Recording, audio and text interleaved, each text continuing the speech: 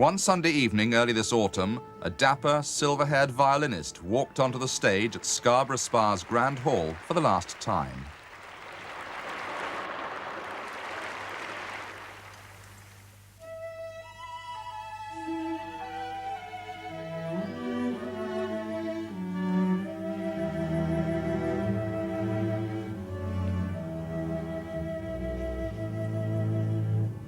After 27 years of unbroken 17-week summer seasons, Max Jaffa, at the age of 74, has finally hung up his bow and said farewell to Scarborough.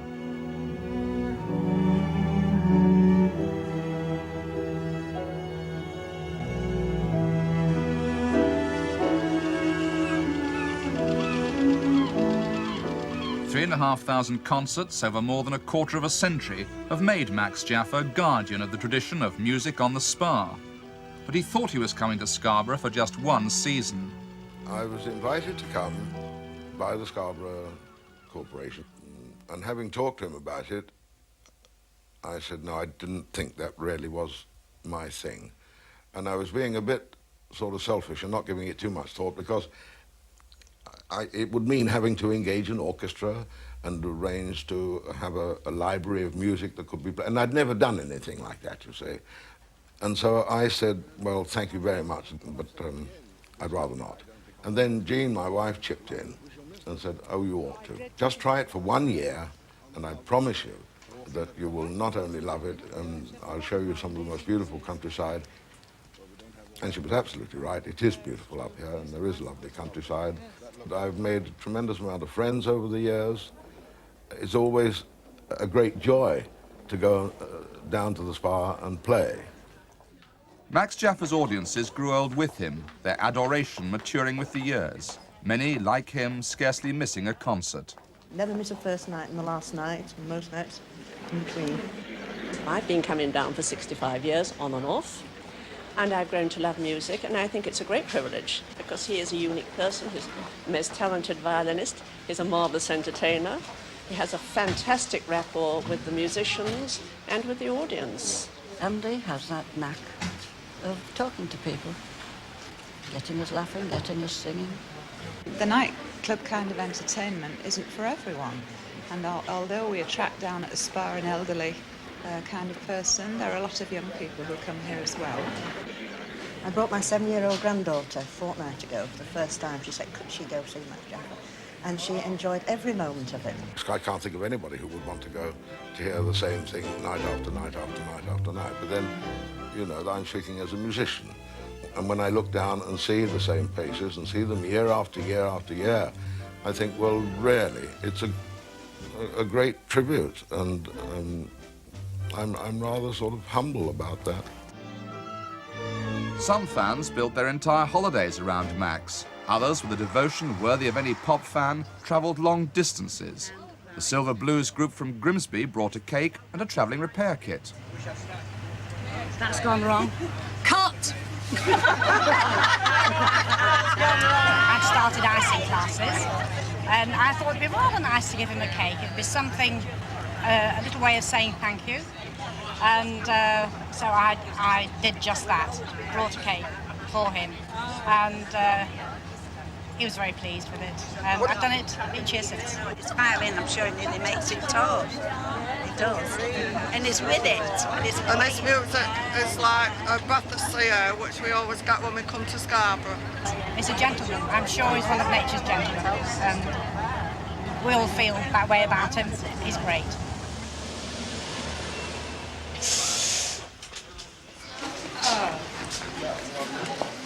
Lovely to see you again. Lovely to see you again, Cheltenham. Oh, you've done it again? Yes.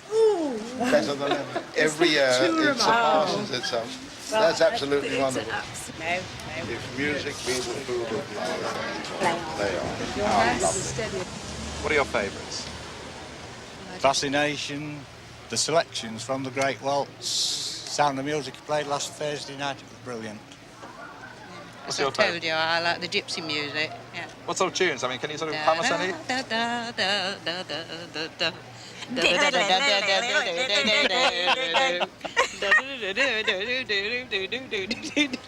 do, do, do, do, You'll be dancing in a minute, love.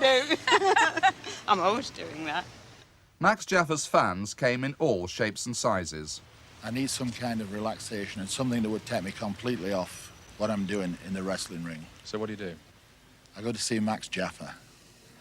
So in the after spa wrestling somebody, I mean, and beating all kinds of hell out of them, you go in and listen to Max Jaffa? I do. I find it absolutely wonderful.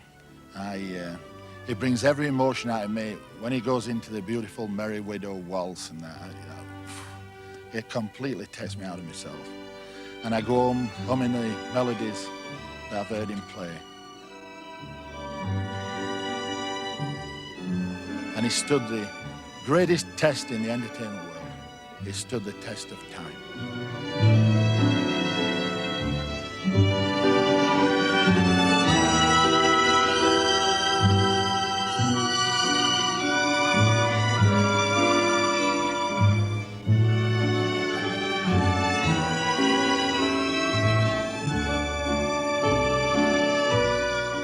For their money, audiences at a Max Jaffa concert got what they'd been getting every summer's night for the last 27 years. A 14-piece orchestra, a guest singer, and music designed to lull the senses. For many, this comfortable predictability was the attraction.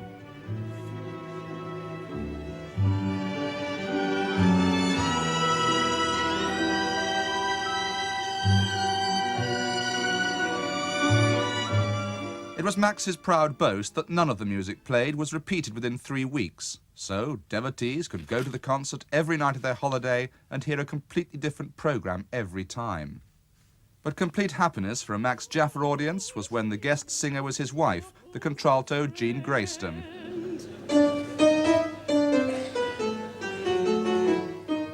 So stately as a galleon, I sail across the floor, doing the dear of glances as in the days of yore.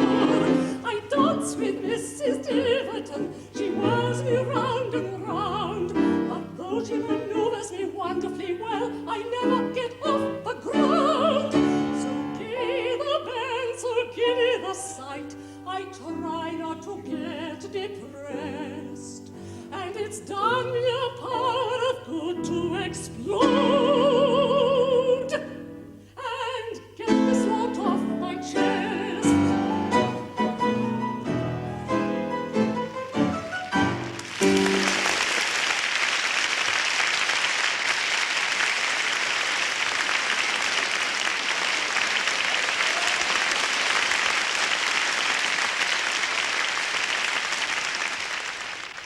One of the reasons Max and Jean stayed so long in Scarborough was the pleasure they took in their surroundings. As their contented fans returned to hotels and boarding houses, Max and Jean retreated to an elegant house in the village of Scarborough. There, amidst the mementos of 60 years as a professional musician, his most treasured possession, a violin made in 1704 by Guarnerius Pietro of Mantua. The violin is like a human being.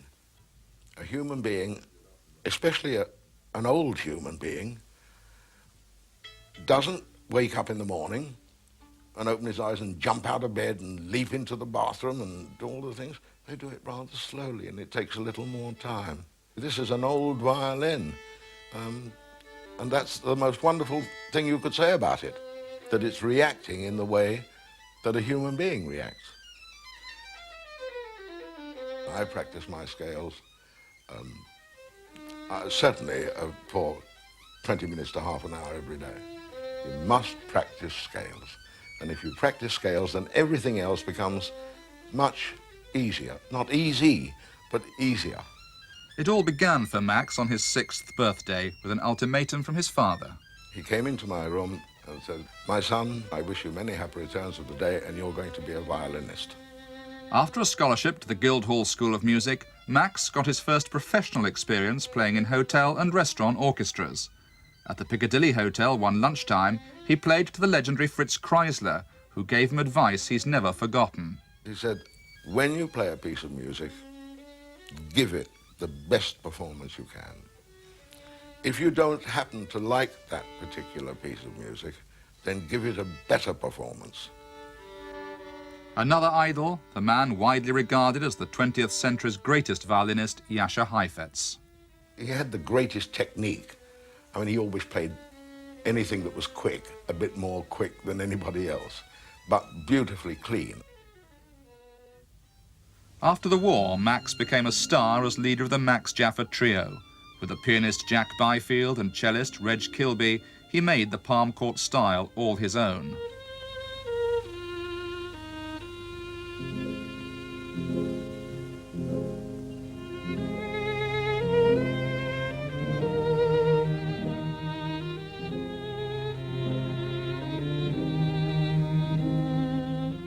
We toured the world, and we played concerts practically every day of the week, and broadcasts and recordings and so on.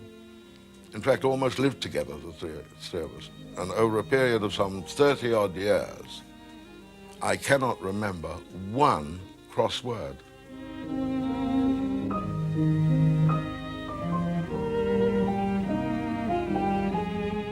A gentle sense of humour pervaded the trio's broadcasts. On one occasion, they busked to an audience outside the Royal Albert Hall.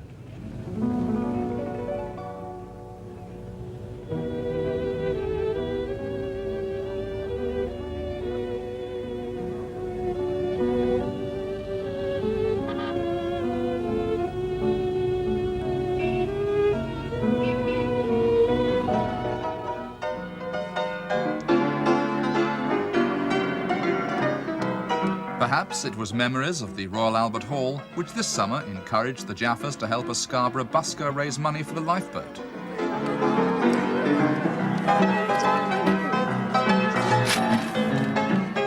In Scarborough, a public appearance by the Jaffas seldom passes unnoticed, but their appeal is not universal. He's a comedian, isn't he? The piano. Max Jaffa? Well, I've heard his name on telly, but I don't know who he is. Do you sing with Culture Club? Those who have played with Max don't forget him. 150 musicians, many straight from college, have passed through the Spa Orchestra. Sarah Brooke now plays at the Royal Opera House Covent Garden. Jane Pickles with the BBC Concert Orchestra. Well, we had to walk through the audience to get to the artists section, across the stage and then downstairs, and you'd hear sort of various comments like, "Ooh, she must be doing a solo tonight because she's got her solo frock on." And so you'd know that you were spotted before you even stood up to play. But what about all that music? And just a huge variety, I suppose. Having to cope with Strauss waltzes, Wagner overtures, Rossini, huge breadth of music that I had never encountered at music college. I was straight out of college like Jane. So when professional commitments permit, few of Max's former musicians can resist the opportunity to make a nostalgic return to Scarborough to spring a surprise on the man who gave them their break.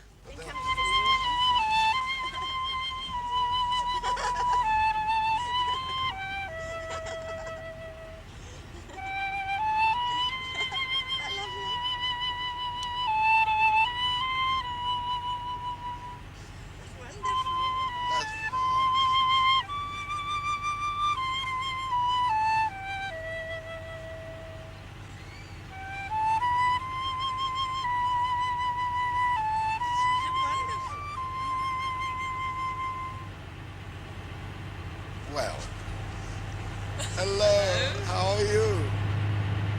You know, so many people over the years have come and gone, but it's so lovely that they all come back at some time or other, even if it's just for a day, just say hello. But it is tough in the Spa Orchestra. Now a viola player in the Northern Philharmonia, Ian Killick. There were no rehearsals apart from the first one on Sunday morning, and then you were just doing concerts twice a day for 17 weeks with no rehearsals. I mean, the sight reading one had to go through was really, really quite daunting. But of course, wonderful experience. The main thing one gets out of it, and I'm sure this is the case with all the players who've been in Scarborough with Max, is a sort of confidence, because you had to just go along and play. He used to sometimes, in the morning concerts, sort of unknown to us, hide behind a pillar. And, if something went rather wrong or wasn't particularly as you liked it, he used to, in the evening, sort of come up to you and give you a little word of advice.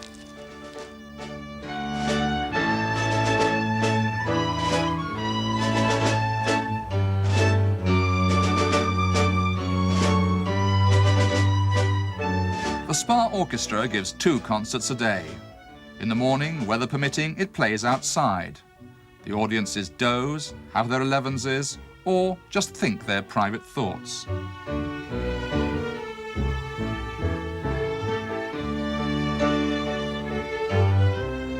The morning concerts are directed by the pianist Vincent Billington.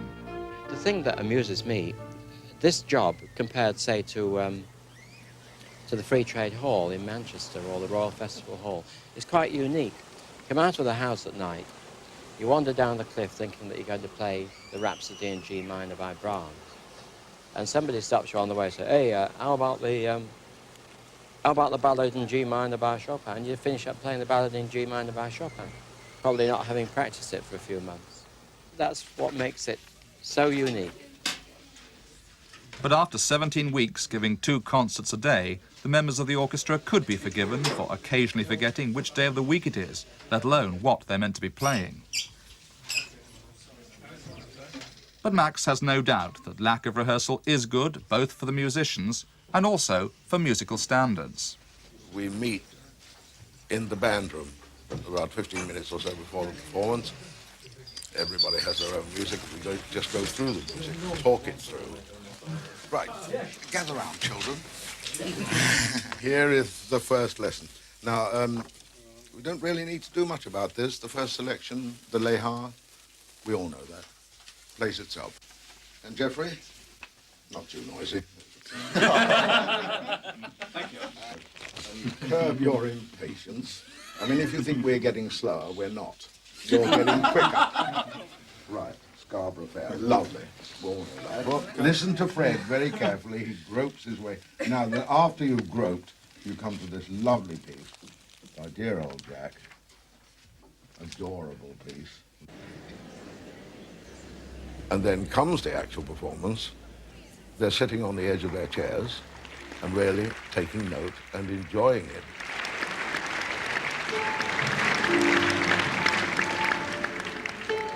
For some of them, they're seeing the music for the first time. It's better in a way. You know, the great Sir Thomas Beecham had the right idea. He hardly ever rehearsed.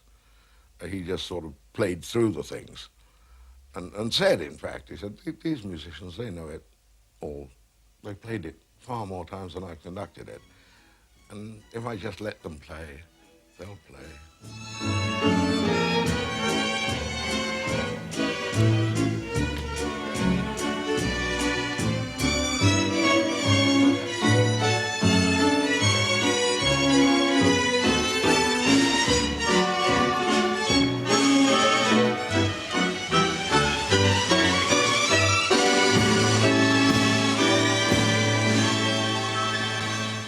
Max Jaffa stayed because Scarborough wanted him. Despite some recent decline in audiences, he was still good for business.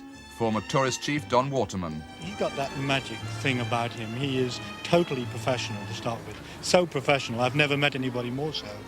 He is, he's a fun-loving man as well. And he understands the public. He understands public taste. And when people say to him, why don't you change your program? Why don't you bring something up to date? He knows what the public wants, and he knows how to deliver it to them. He's an ambassador and a half for Scarborough, and he's gained publicity all over the world. Never stops. You'll never hear Max speak anywhere without mentioning Scarborough. He's synonymous with us.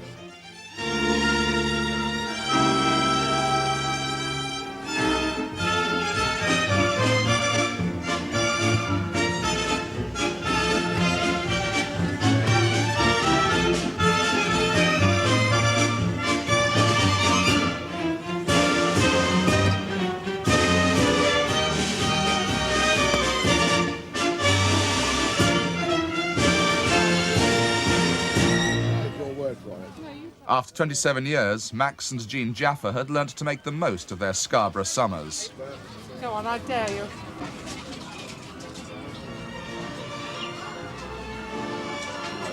I love it.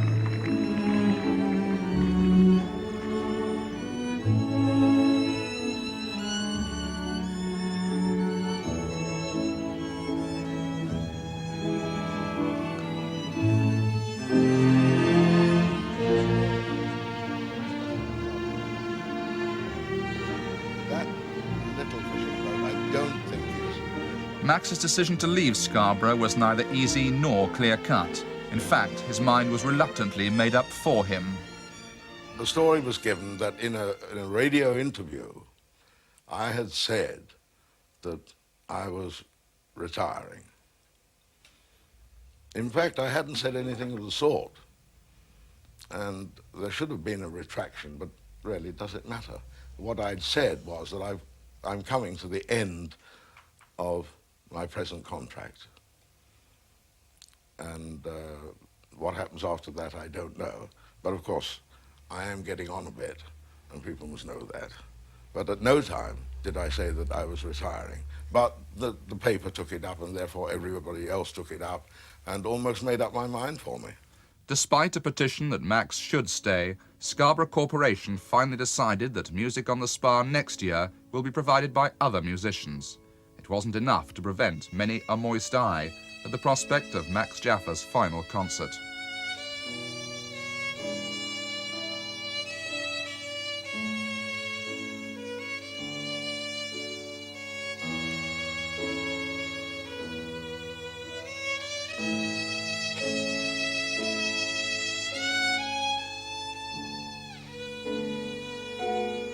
Last night I should bring buckets of tissues. It was low, Bill said.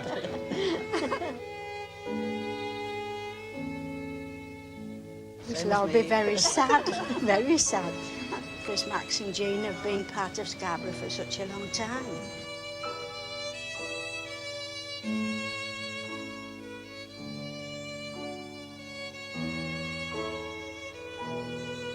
The 27-year record obviously won't be achieved again. That is absolutely fantastic, and it's been a great joy and pleasure to us all.